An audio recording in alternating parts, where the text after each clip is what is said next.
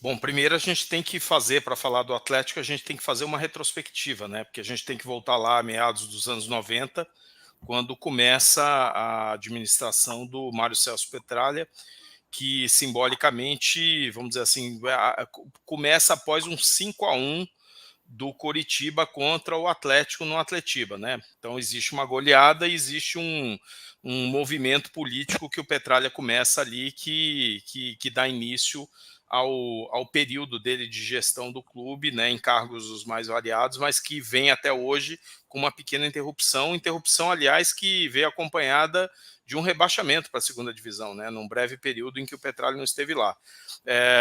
O caso do Atlético é um caso de sucesso brutal, né? Quer dizer, um dos principais casos de sucesso do futebol brasileiro, né? Entre eles, eu acho que nós temos 4 transformações simbólicas no futebol brasileiro: o São Paulo de Juvenal, o Internacional do nosso presidente Fernando Carvalho, o Atlético do Petralha e o Flamengo da Chapa Azul. Esses quatro movimentos, eles foram muito importantes no processo de reestruturação e de desenvolvimento da gestão do futebol brasileiro. Mas o Petralha, o que ele percebe lá atrás é basicamente o seguinte: eu sou um clube que era o segundo clube mais tradicional do estado, muito atrás do Curitiba, né?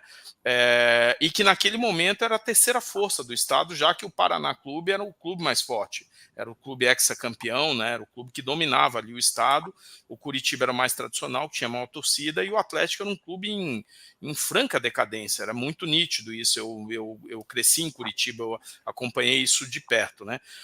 E o Petralha, quando ele assume, ele percebe o seguinte: nós temos um problema aqui, porque é um clube que está fora do eixo Rio-São Paulo, não tem acesso a patrocínio, não tem acesso à cota de transmissão, a torcida não é muito grande, o estádio o Joaquim Américo antigo, era aquele estádio com arquibancada de circo, que cabia pouca gente, o ticket era baixo, era um cenário catastrófico, era um cenário de clube médio para pequeno, em direção a se tornar um clube pequeno. E aí o que ele faz? Ele percebe que a combinação entre captação, formação e distribuição de atletas com o menor número de, vamos dizer assim, intermediários na cadeia econômica seria a vantagem comparativa dele, né?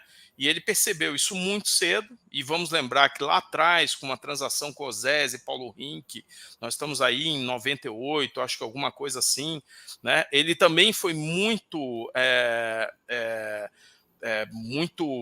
astuto numa operação imobiliária envolvendo uma área próxima ali na divisa entre Curitiba e São José dos Pinhais, uma área que permitiu que ele pudesse comprar um antigo hotel fazenda chamado Estância João Paulo II, que hoje é o centro de treinamento do Atlético Paranaense, né? E com essas operações financeiras todas, ele conseguiu uma coisa fantástica, porque ele construiu 2 estádios, né? Ele construiu um estádio que tinha lá, não era completo, por conta de um problema que tinha de um imóvel do lado, e quando Uma veio a Copa escola, do né? Mundo, uma escola, exatamente, quando veio a Copa do Mundo, ele percebeu que era uma outra oportunidade, usou o potencial construtivo, né, da cidade, fez um acordo com o Estado, com a Prefeitura, com a União, foi o único estádio construído fora do acordo com as empreiteiras na época. Ele construiu por conta própria o estádio. Então é uma gestão realmente fantástica, uma coisa impressionante. Eu acho o Atlético certamente é um clube bastante valioso hoje. Creio que o que as notícias, da maneira como as notícias saíram, não reflete exatamente como o negócio deve ser concretizado, mas de toda maneira, certamente é um clube muito valioso, muito estruturado, tá? Mas tem uma questão que é a seguinte, que é um ponto muito importante nessa equação do Atlético Paranaense. O que teria sido o Atlético Paranaense sem Mário Celso Petralha, né?